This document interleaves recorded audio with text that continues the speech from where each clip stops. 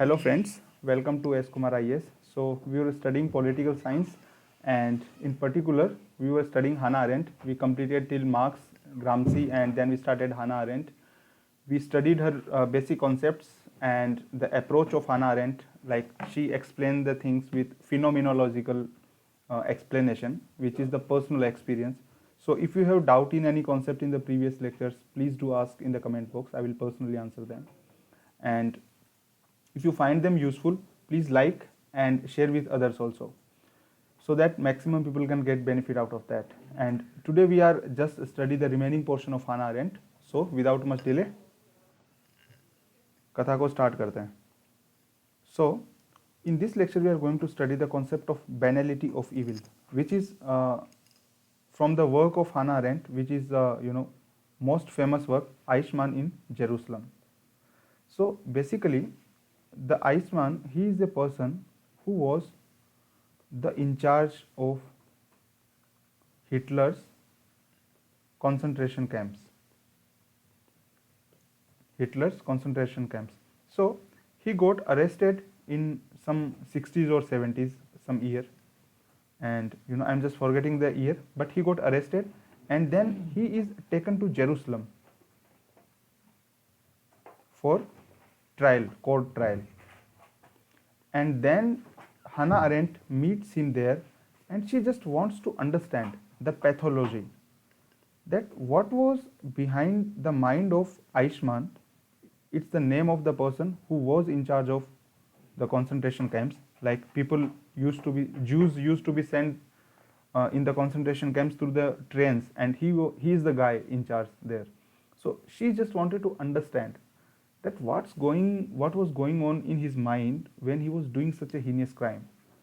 So she had a lot of interviews with him and she just sort of tried to understand his mentality and all. And after that, she develops this famous concept of banality of evil. And you can use this concept also in essay and general studies 4 paper. It's quite famous concept. So banal means common. Banal means there is no special. Banal means very, so to say, common. So this concept was developed because she says that when evil becomes common, evil does not remain a very rare thing. The crime does not remain a rare thing. Crime becomes the hobby and basic routine of the people. Then it becomes banal. That is called banality of evil, from the work of Hannah Arendt, Eichmann in Jerusalem. So she says that evil just has become normal. So the context of this theory is fascism and Nazism. I already explained in the previous classes. Because if you do not have the background in the mind, then everything is waste. If you have not watched the previous lectures, please do ask, because all the lectures, they are just like a chain. If you miss one, then the chain is not completed and you don't understand anything. So just to gain the depth of the concept, please watch all the videos from starting to this one. So she says that evil has become just normal. Evil is new normal. New normal means, for example, we go to grocery shop every day. That is a normal thing. But under Nazism, killing the Jews became normal. For example, it is just like going to grocery shop. They started killing the Jews so normal, just as going to grocery shop. Okay, so that's why she says that evil was no more evil at all. It was just a normal. And then she says that what was the reason behind this? She says that it was just product of bureaucratic structure or culture. And she says that it was not an institute, but an attitude. It was just the attitude of the people. And it was not just only linked with some kind of organization that concentration camps were designed. It was related to just organization that people, so civil society is acting in different sphere. Then the concentration camps, they are working under different government department or different organization. It was not like that. The complete whole, the society, civil society, government structures, everything, anything, nothing was left. everywhere to kill the Jews was just normal as going to grocery shop. That's it. That's what she wants to say when she says banality of evil. Evil does not look like evil. And she says it is because the attitude of people changed. She says that a culture when people stop critical thinking. What is the meaning of bureaucratic structure? Bureaucratic structure means boss is always right. It is highly hierarchical structure where people just lose critical thinking from their bosses. They no more question. If the superior is saying kill, and if this is a government order to kill someone, they just kill. And if the superior says that do mass killing, and if it is a government order, he does that. Why he does that? Because in hierarchy, what happens, if you do not follow the order, you cannot get promotion. So this was the argument of Eichmann to Hannah Arendt, that I have to follow the order from my hierarchy because otherwise I do not get promotion. He sent the Jews to concentration camps because he was not getting promotion. That's why she says that evil become so normal. He just lost the common sense. He just lost the critical thinking. That why you are sending people to the gas chambers. That's why she says that it just become a culture when people stop critical thinking, and it is just because of the culture of blind obedience, and blind obedience to the autocratic authority. That's the most dangerous thing. So the banality evil, it is just product of bureaucratic structure of the Nazi state, the fascist state of those times. And she says that Eichmann had absolutely no personal hatred towards Jews, and that is true.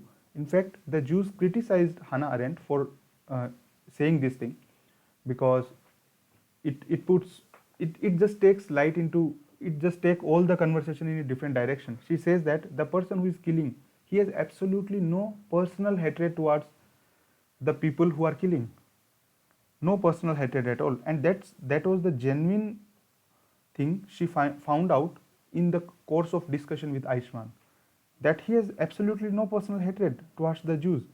It was just the product of that society, just the symbol of that culture. She says that whether he was Eichmann or whether he should be X, Y or Z, everybody would have done the same thing. Why? Because it was nothing wrong in their minds. The evil became normal. There was no personal hatred that they wanted to kill. They just wanted to execute the order of the higher authority. That's it. They just lost the critical thinking, which is even very, very important for your civil services paper, because nowadays GS2 especially and essays, they are demanding highly critical thinking abilities. So she says that the evil was perfectly normal and they performed their duty just to avoid crime of not performing duty and just for promotion. That was the argument of the Nazi officers. The officers in charge, they just executed duty because they say that if you do not follow the order, we will be punished. If you do not follow the government order, you will be punished and you do not get promotion. So because we didn't want to get punished and we wanted promotion, that's why we just executed the order. We were just cog in the machine. That's it. In fact, it is said that Eichmann, he was just a faceless, unthinking bureaucrat, a cog in the machinery of the final solution to exterminate the Jews. Rather than one of its masterminds, he was not a mastermind at all. He was just executing the things blindly. Rather than one of its masterminds, he has no pleasure in cruelty, but has acquired the faculty for shutting his mind to it. This is regimentation under a strict bureaucracy. When people stop thinking, when people stop asking questions, and they just don't put their mind to something, that's it. That was the only mistake. They were not cruel. Eichmann was not a cruel person who has any hatred towards Jews, or he wanted some personal, uh, you know, personal sort of grudge with the Jews, or nothing like that. So he lacks a criminal mind. I mean, he was not a criminal. He didn't mastermind something. He didn't plan something. He just load the trains and load the Jews into the trains. Simply they are sent like railway malwahak jo hote hain, just like that. So they are just put into that. He will give order. Then they are put into gas chambers. He is just executing it. It was just like a sort of big company, or you say big manufacturing company. So there are different components to get final product.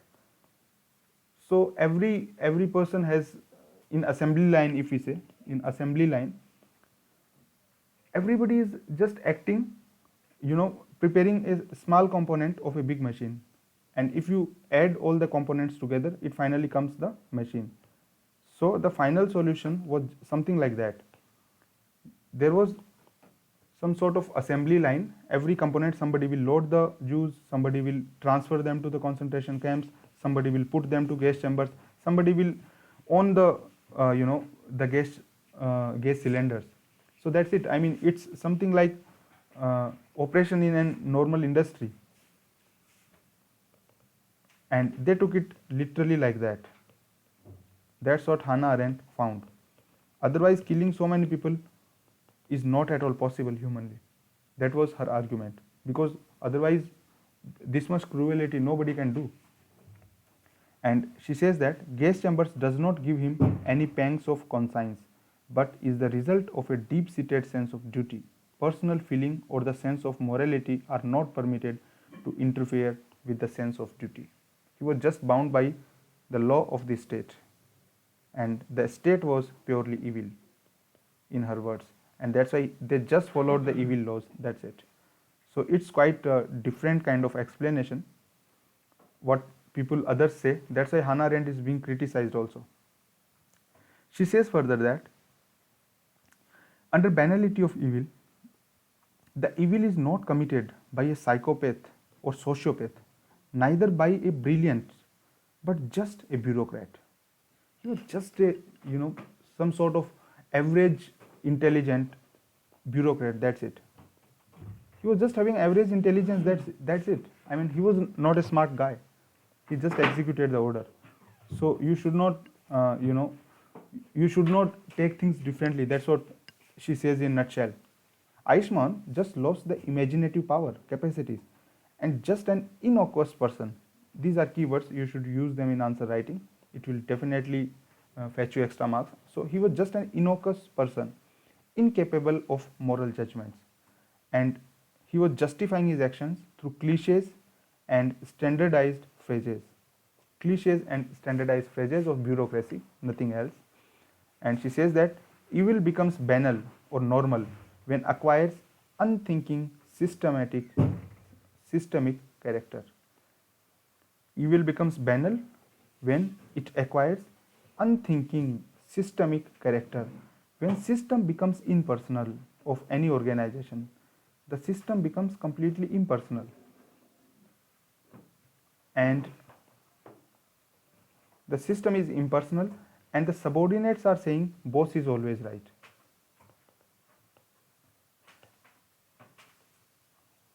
And the impersonal feature is evil. Some organizational policies which are evil. So when the system just acquires the unthinking systemic character, the evil becomes banal, a normal thing. When ordinary people participate in it, justifying it in countless ways, there is no moral conundrums and there is no revulsions. Evil doesn't look like evil, it becomes faceless. There is no face of evil. It is just like going to grocery shop. Everybody is going to grocery shop. So everybody is participating in the final solution. That was Hannah Arendt's argument and his concept of banality of evil. I hope that this is very much clear to you. Still, if you have some doubt, please do ask in the comment box. I will personally answer them. Then finally, Hannah Arendt's concept of revolution. She gives this in her book of On Revolution. And she appreciates American Revolution because it is tale of freedom and it left people to handle the social and economical issues, she argues, and it prevented dictatorship. But still, American Revolution was incomplete because it was confined only to institutions of representative democracy and it did not introduce direct democracy. That's why she supports the Greek model. But see, she is profound in a sense that she takes both positive and negative of anything. Other scholars are either critics or supporters. So she says American Revolution is good also. She appreciates, but at the same time, she says that it is incomplete. Then she rejects French Revolution because she says that primacy to economic question was given in French Revolution and it allowed the state to be dictatorial and it was just a tale of necessity. So this sort of revolution is not advisable because it was just a tale of necessity and state become dictatorial. But in American Revolution, the state could not become dictatorial and it left people to handle the social and economical issues and it prevented dictatorship. So she says that revolution is required and revolution for her means natality. Natality means ability to do something new, something novel. Natality means ability to create something new. The creation is natality for Hannah Arendt. Creation, new creation, novel thinking, and ability to do something new in the state of plurality. This word is very, very important. She says that there is no question of natality in a singular space or single person living cannot be says natality or he cannot participate, she cannot participate and can make a political sphere. Everything because man, not man lives. She says that man, not man lives. We studied this in previous lectures and she says that ability to do something new in the state of plurality, doing new in the state of plurality. And she says that every new birth of a person or thought has potential to create something new. Every new birth of a person or thought has potential to create something new. So basically natality means doing something new, participating in public sphere, public participation, and it keeps check on dictatorship because when people take participation in public sphere, they become aware and it gives them power which is sui generis. We studied all these concepts in our last lectures. Still, if you have some doubt, please do ask in the comment box. So I hope that you are enjoying our lectures and in upcoming days, I think Western political thought is complete with Hannah Arendt. We will try to solve the previous year questions in the upcoming lectures and we'll also study the remaining parts of the part A of paper 1 of political science, the theories and all. So if you find them useful, please like the videos, please subscribe the channel and please spread it like a wildfire. Thank you so much for coming to S. Kumar's classroom.